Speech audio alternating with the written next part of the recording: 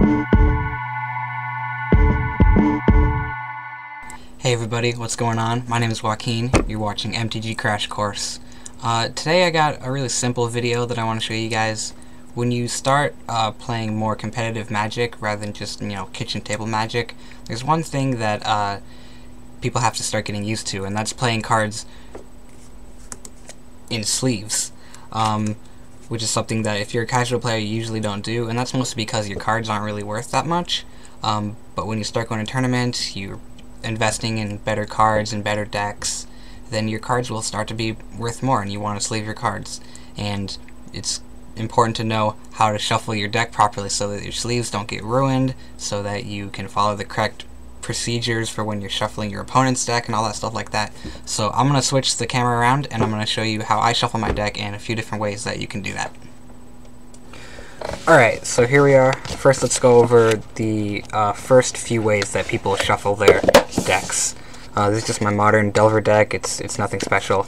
A common shuffle that you'll see people do is something that looks like this. They'll take the deck in their hand and they'll put some cards on the top, like this.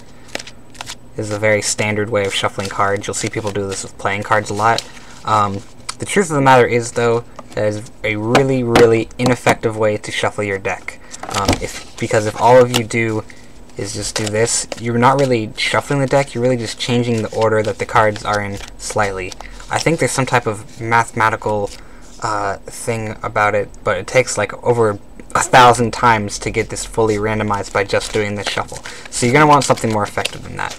Now the best shuffle to do for sleeve cards is something that's called a mash shuffle. So what we do is we split the deck in half like this.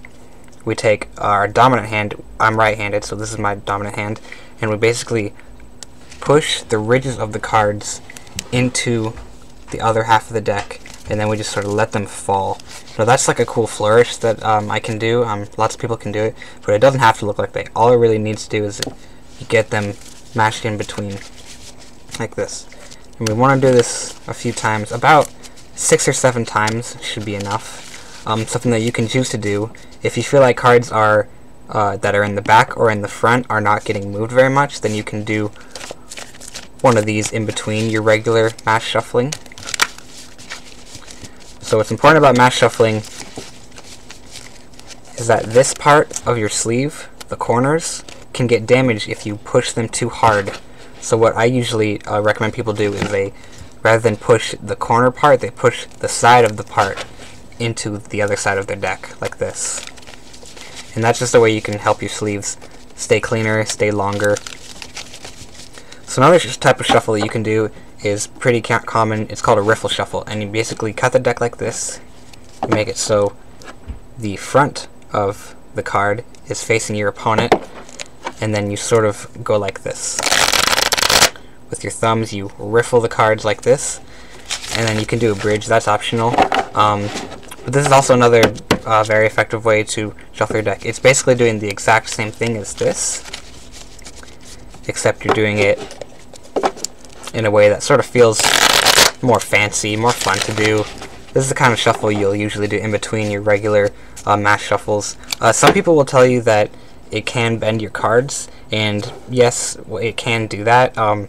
But as long as you are not like only riffle shuffling. See, if I only riffle shuffle, then my cards might get pretty bent up after a while. But since I do a combination of riffle shuffling and regular mash shuffling, then my cards are fine.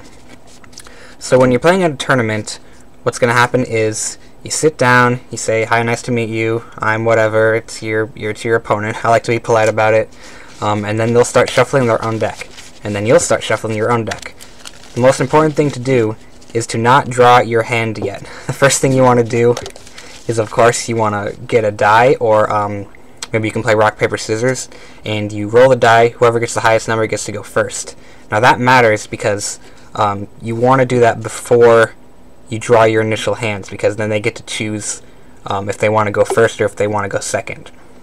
Before you draw your hand, you need to present your deck to your opponent. So that just looks like this. You put the deck in front of them, and then you have, I like to say you have 3 options. The first option is you can just pat the deck like that and say you're good. That's not recommended.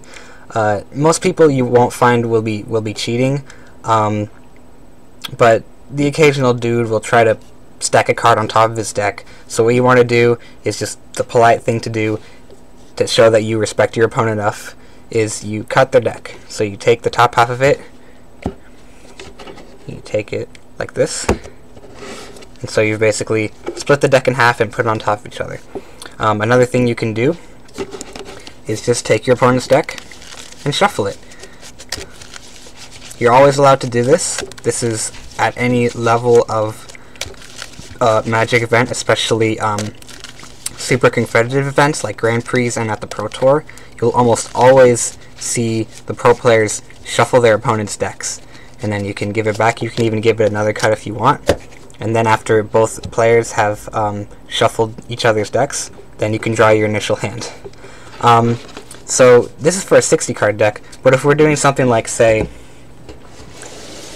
a double-sleeved commander deck, which I have here, the deck is obviously a bit thicker. So for this purpose, you can still do this type of shuffle. This riffle shuffle is a bit harder. You just have to be a little bit more meatier with it. I like to be a little bit slower and just sort of let the cards fall like that. But it feels a little rusty, and it does take a while. So what I like to do is like to flatten out my deck on the side like this, and then I do what's... I don't really have a name for it yet. I think I just call it the side shuffle. So I'll take the deck like this, and then I'll turn it sideways, and then I'll sort of mash them together like this. And then pat it back on top, and mash it again. Just like this. And then because the commander deck is 100 cards, it helps you every once in a while just split your deck into half, where you have about 50 cards in each hand, or in each pile, and then just do a little bit of regular shuffling that way. You can also do some of this, and this just mixes up your commander deck as much as possible. But I always advise when you're shuffling your commander deck to, if you're going to do that, always come back to your regular big mash shuffle at the end, or side shuffle as we call this. And this will also save you a lot of time, so your opponents don't have to wait for you to shuffle in between your mulligans, especially in Commander, which can take a while.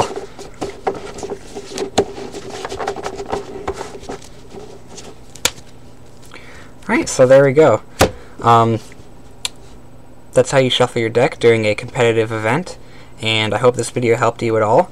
I really appreciate it if you would subscribe and like this video. Leave me a comment, let me know what you think.